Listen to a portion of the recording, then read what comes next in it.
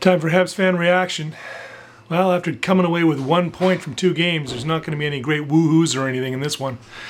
No chirps, no cute things to say to your co-workers who may be Sabres or Red Wings fans.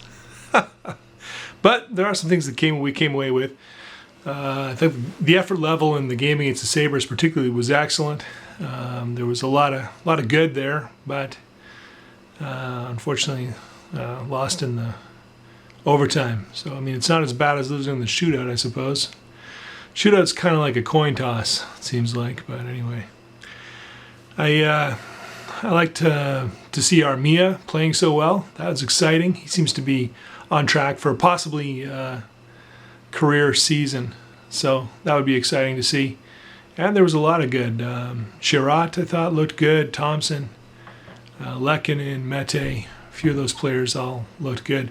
One of the things I noticed, you may have noticed this too, the Sabres seem to have a lot better puck movement on the power play than we did.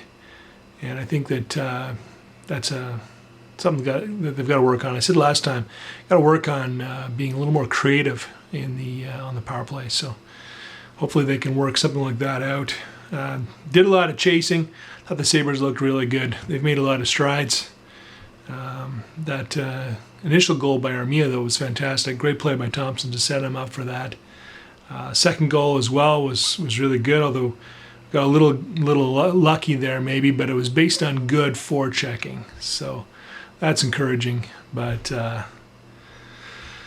it's great to see them come back from a 4-2 deficit and tie it up in the third period. But what you want to hopefully be able to do is not give up 4 goals to put yourself in that situation in the first place. In order to do that, you need better defense. I think our defense has had some challenges.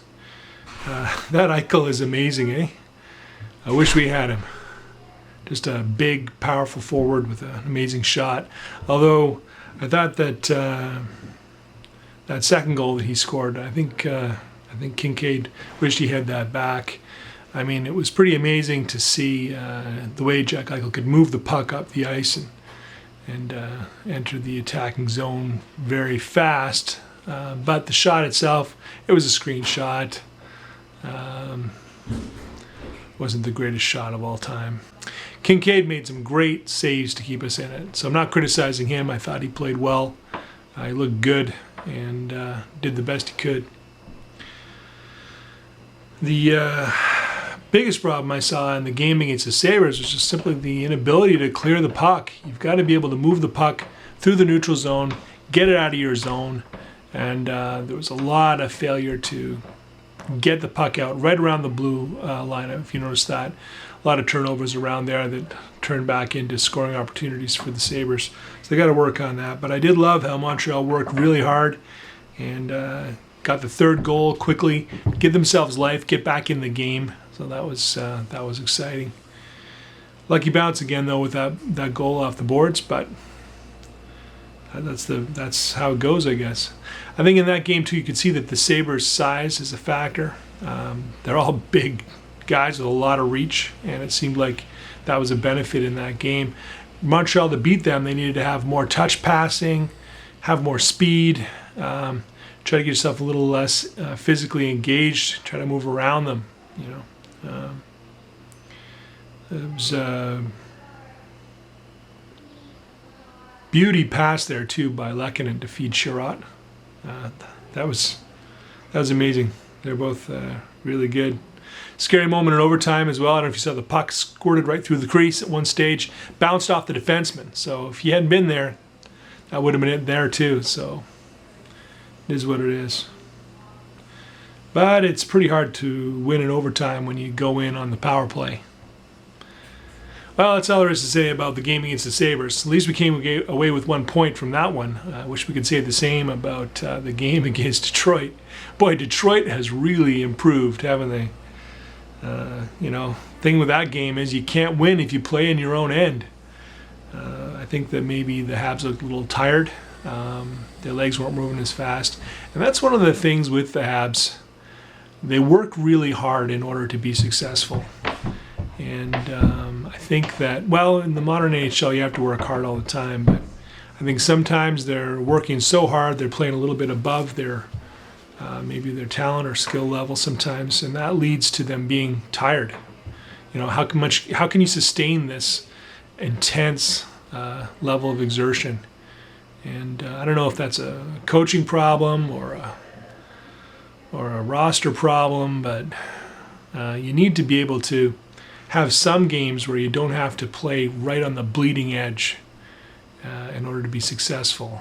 And you got to hand it to them, playing with heart, but they need maybe a little more help on the roster side and a little more development for some of our newer players. Obviously, Suzuki, for instance, you know, he seemed to be in it a lot, but not as effective as I think he can be. And I don't want him to lose confidence, but he's looking like he's getting beaten up a bit out there.